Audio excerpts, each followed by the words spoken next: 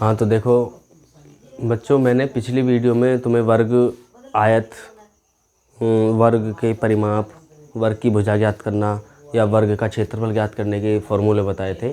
तो इस वीडियो में मैं आपको बताता हूँ कि आयत का परिमाप, आयत की लंबाई चौड़ाई हम कैसे ज्ञात कर सकते हैं। ठीक है, तो हमारे पास कोई भी एक आयत है, आयत ले लेते हैं हम। पहले आयत की पहचान होनी चाहिए। आयत की पहचान क्या है कि आयत के जितने भी कोण होते हैं, हालांकि 4 ही कोण होते हैं, 4 ही भुजा होती हैं, सभी 90-90 अंश के होते हैं। ठीक है, अब इसमें 90 अंश के कोण होंगे और आमने सामने की जो भुजा होती हैं वो सेम होती है। ये भुजा इसके बराबर होगी और ये भुजा इसके बराबर होगी। ठीक है, तो ये होता है हमारा आयत। हम पहचान करने के जो तरीके हैं वो मैं बता रहा हूँ आपको कि पहचान कैसे करना है।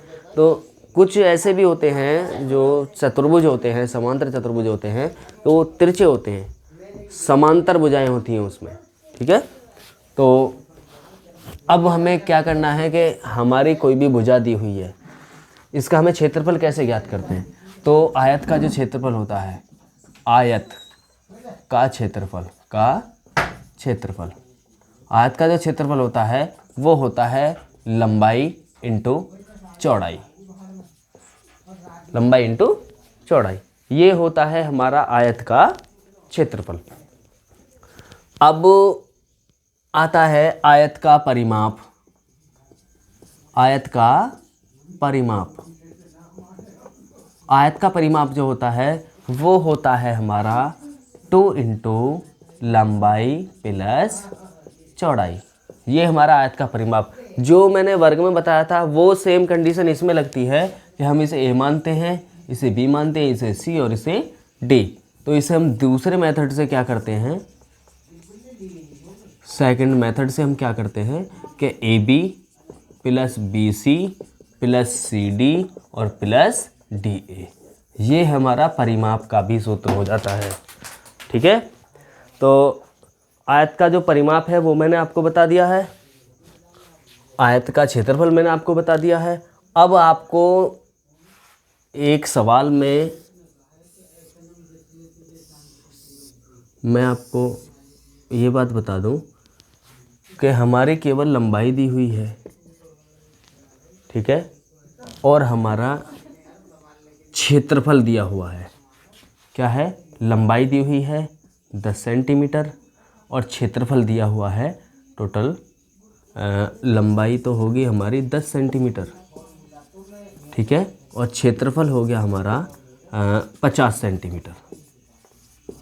हमें चौड़ाई ज्ञात करनी है। तो चौड़ाई हम कैसे ज्ञात करते हैं, फॉर्मूला क्या है, तो ए बी सी और डी, इसमें होता है ये 50 इसका क्षेत्रफल। ठीक है, इसमें क्या है कि क्षेत्रफल ही ज्ञात करना है हमें। अगर क्षेत्रफल दे रखा है तो क्षेत्रफल का फॉर्मूला लगेगा, परिमाप दे रखा है तो परिमाप का फॉर्मूला लगेगा।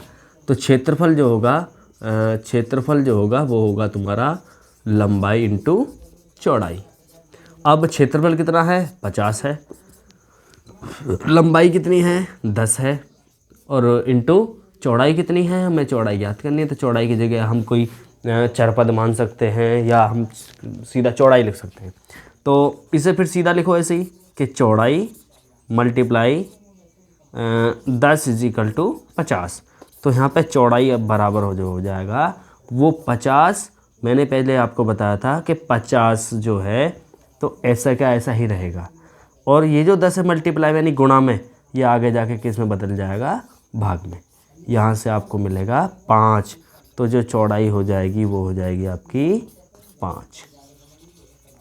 सबको फॉर्मूला याद हो, सवाल अपने आप ही हल हो जाता है। सबसे पहली बात होती है कि सवाल को ध्यान से पढ़ने से आधा सवाल ऑटोमेटिक ही हल हो जाता है। ठीक है, तो आपको समझ में आ गया होगा। आयत का क्षेत्रफल है, आयत का परिमाप है, ये दूसरी विधि से है, जिसको किसी बालक को, किसी बच्चे को सूत्र नहीं आता है तो उसके लिए ये फॉर्मूला बहुत अच्छा है। चारों भुजा लो, चारों को जोड़ दो। ठीक है, अब मैंने एक फॉर्मूला यहाँ ऐड करके बताया आपको, चौड़ाई याद करनी है। ऐसी तरह से लंबाई ज्ञात होगी भाई, लंबाई में लंबाई छोड़ दी जाएगी, चौड़ाई का मान रख दिया जाएगा, बाकी सेम कंडीशन ऐसी हो जाएगी। ठीक है, तो वर्ग का परिमाप हो गया पिछली वीडियो में। इस वीडियो में आपका आयत का परिमाप, आयत का क्षेत्रफल, लंबाई चौड़ाई याद करनी होगी। ठीक है, तो अब मिलते हैं अगली वीडियो में। ठीक है।